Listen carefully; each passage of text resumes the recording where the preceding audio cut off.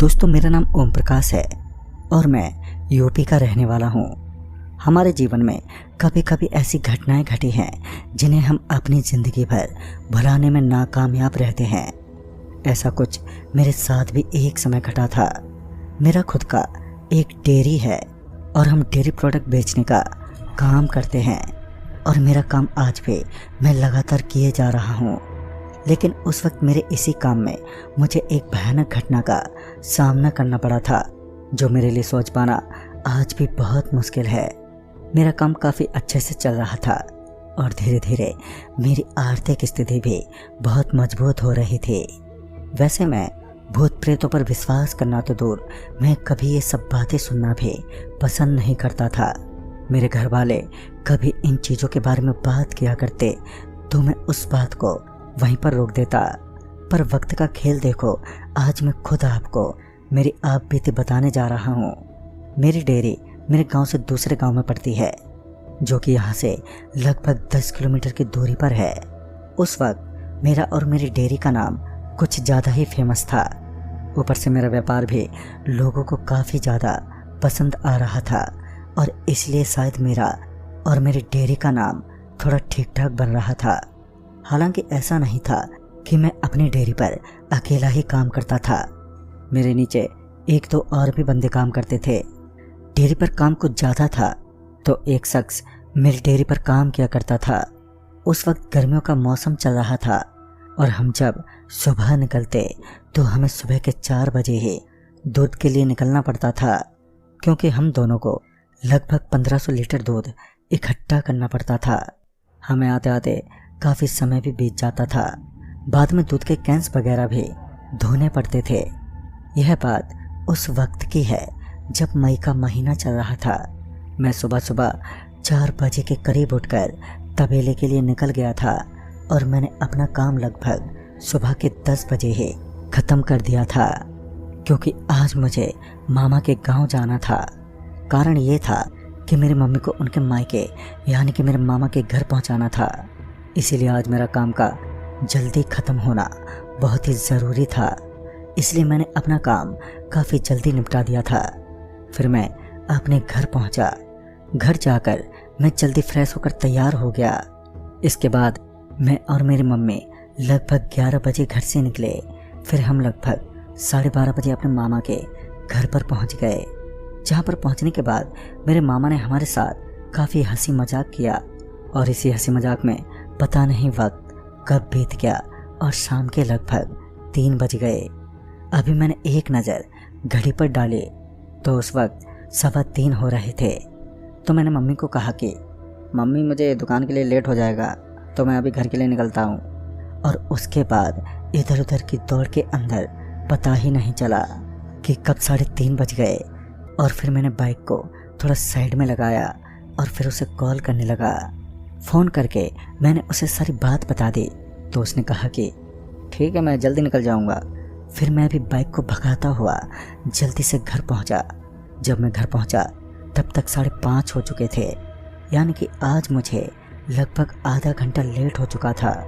फिर उसके बाद मैंने अपनी बाइक पर डरमों को लटकाया और फिर बाइक को फुल स्पीड में भगाता हुआ अपनी दुकान के लिए निकला।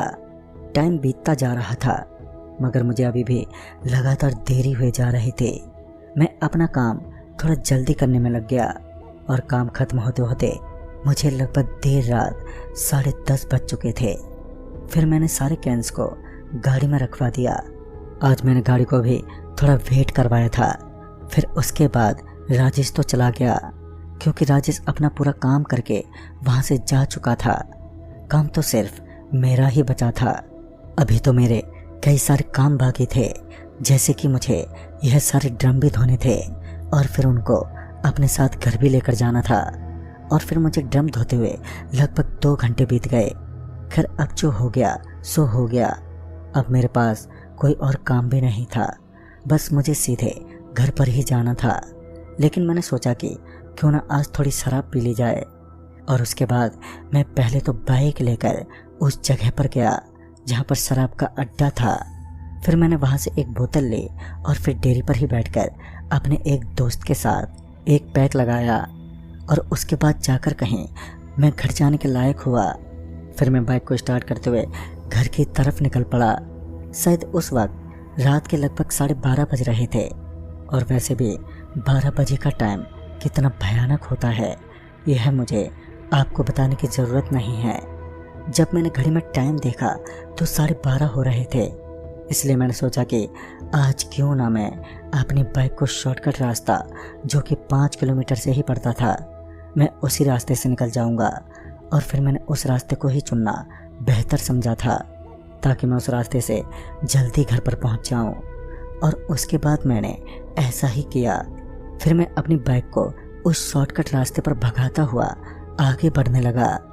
वह शॉर्टकट रास्ता गड्ढों से भरा हुआ था, इसलिए बाइक को इतनी तेज़ भगाना मेरे लिए हानिकारक भी हो सकता था। इसीलिए मैंने बाइक की स्पीड थोड़ी कम कर दी। फिर मैं बाइक को थोड़ी कम स्पीड में चलाने लगा। तभी मुझे लगभग 100 मीटर की दूरी पर एक सफ़ेद साड़ी में लिपटी कोई नज़र आई, मगर मैं जैसे जैसे उसके करीब जा रहा था वैसे वैसे वह चीज़ मुझसे दूर हो जा रही थी। सच बताऊं तो उस समय मुझे तो कुछ समझ में नहीं आ रहा था कि आगे क्या चीज़ हो सकती है, और आखिर वह अपने आप ही आगे कैसे खिसक सकती है। फिर मैंने सोचा कि शायद मैंने थोड़ी ज़्यादा ले ली है, इसलिए मुझे नशा हो गया है। फिर मैंने इस बात पर कुछ ज़्यादा ध्यान नहीं दिया और मैं अपनी बाइक को चलाता रहा। लेकिन कुछ दूर आगे जाने के बाद मुझे एक नज़ारा देखने को मिला। वो देखकर तो मेरे रोंगटे खड़े हो गए। सच बताऊं तो उस समय मुझे इतना डर लगा कि मैंने अपनी लाइफ में पहले कभी महसूस नहीं किया था। जब मैं उसके और करीब गया तो मैंने देखा कि सफ़ेद साड़ी में लिपटी कोई वस्तु नहीं बल्कि एक औरत थी। उसे देखकर मुझे बड़ा अजीब लगा। मुझे तो कुछ भी समझ नहीं आ रहा था कि आखिर इतनी रात गए अब जो मैं देखने वाला था वो मेरे लिए सबसे भयानक साबित होने वाला था। उस औरत के पैर मुझे एकदम से साफ दिखाई तो नहीं दे रहे थे, मगर जितने दिख रहे थे उससे ऐसा लग रहा था कि उसके पैर उल्टे हैं। मगर मैं इतनी जल्दी उस पर विश्वास नहीं करने वाला था। जब मेरी बाइक उसके एकदम करीब गई तो अचानक से मेरी बाइक के ब्रेक लग गए, और तभी मेरी नज़र उसके पैरों पर पड़ी तो मेरी आंख तो एकदम से खुली की खुली रह गई थी, क्योंकि इस बार मुझे उसके पैरों के साथ साथ उसका मुंह भी साफ साफ दिखाई दे रहा था, जो इतना डरावना था कि मैं आपको शब्दों में बयां नहीं कर सकता। यकीन मानिए मैं इतना डर चुका था कि मैं बाइक चलाना तो दूर, मैं ठीक से बोल तक नहीं पा रहा था। तभी उस औरत ने अपनी खतरनाक और गुस्से भरी नज़रों से मेरी तरफ देखा तो मैं नीचे गिर पड़ा, क्योंकि उसकी आंखें पूरी तरह से नीली थीं और साथ ही उसके मुंह के ऊपर से पूरी तरीके से जैसे जला हुआ था। यह देखकर तो मैं इतना ज़्यादा डर चुका था कि अब मैं डर की वजह से ज़मीन पर गिर पड़ा। मैं कभी भूत प्रेत में विश्वास ना करने वाला था, पर आज मैं खुद भूत के चरणों में पड़ा था। मुझे तो ये लग रहा था कि आज मेरा आखिरी दिन होगा, लेकिन शायद भगवान को ये मंजूर नहीं था। फिर वह औरत धीरे धीरे मेरी तरफ बढ़ने लगी, लेकिन मैंने भगवान हनुमान जी का नाम लिया और पूरी हिम्मत जुटाते हुए वहाँ से भागने लगा। मैं अपनी पूरी ताकत के साथ पूरी दौड़ लगा रहा था, लेकिन वो औरत अभी भी लगातार मुझे घूरे जा रही थी। मैं लगातार भागता रहा और भागते भागते अब मैं थक चुका था, लेकिन मैंने दौड़ लगाना बिल्कुल नहीं छोड़ा। मगर मेरी बाइक उसी रोड के किनारे पर वहीं गिरी हुई थी, लेकिन उस वक्त बाइक से ज़्यादा महत्वपूर्ण थी मेरी ज़िंदगी। अब मैं भागता जा रहा था, लेकिन अब मेरी सांसें उखड़ने लगी थी। अब मुझसे और ज़्यादा दौड़ सहनी नहीं हो पा रही थी। मुझे उसके बारे में कुछ समझ नहीं आ रहा था, और फिर उसी वक्त मेरा पैर एकदम से सड़क के पास पड़े एक पत्थर से टकरा गया, जिस वजह से मैं नीचे गिर पड़ा। मेरा मुंह सीधा जाकर रोड पर लगा, इसलिए मेरे मुंह पर काफ़ी चोट आ चुकी थी और साथ ही मेरे पैर में भी मोच आ गई थी। आज मेरी लापरवाही की वजह से मेरी ज़िंदगी संकट में पड़ गई थी। अब मैं पहले से ही अधमरा तो हो ही चुका था। मुझे लगा कि आज मेरा आखिरी दिन होगा, लेकिन मैंने भगवान हनुमान जी का नाम जपना बिल्कुल नहीं छोड़ा। मैं सड़क के ऊपर मुंह के बल गिरा हुआ था। तभी मुझे किसी के चलने की आवाज़ सुनाई दी। मैं समझ चुका था कि यह वही औरत है जो एक चुड़ैल का रूप धरकर मेरे पीछे पड़ी है। फिर अचानक से मेरी आंखों के सामने अंधेरा छाने लगा और देखते ही देखते मेरी आंखें बंद हो गईं। फिर जब मेरी आंखें खुलीं तो मैंने देखा कि मैं अपने बाइक के पास गिरा हुआ था और उस वक्त रात के लगभग 1:30 बज रहे थे। लेकिन मैं सिर्फ आधे घंटे के लिए बेहोश कैसे हो सकता था, यह तो मुझे कुछ समझ में नहीं आ रहा था। तभी मुझे याद आया कि मेरी माँ ने मुझे एक ताबीज़ पहनाई थी। मैंने उस समय उन्हें बहुत मना किया था क्योंकि इन सब पे मेरा विश्वास नहीं था, पर उन्होंने ज़बरदस्ती मुझे वो ताबीज़ पहनाई थी।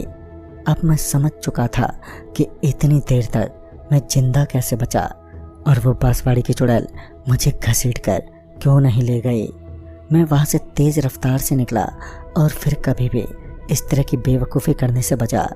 वाकई आज भी जब मैं उस लम्हे को याद करता हूँ तो दहल उठता हूँ। इसलिए कहते हैं आधी रात जब कोई औरत आवाज़ दे तो सतर्क हो जाना चाहिए, क्योंकि इससे आपकी जान भी जा सकती है।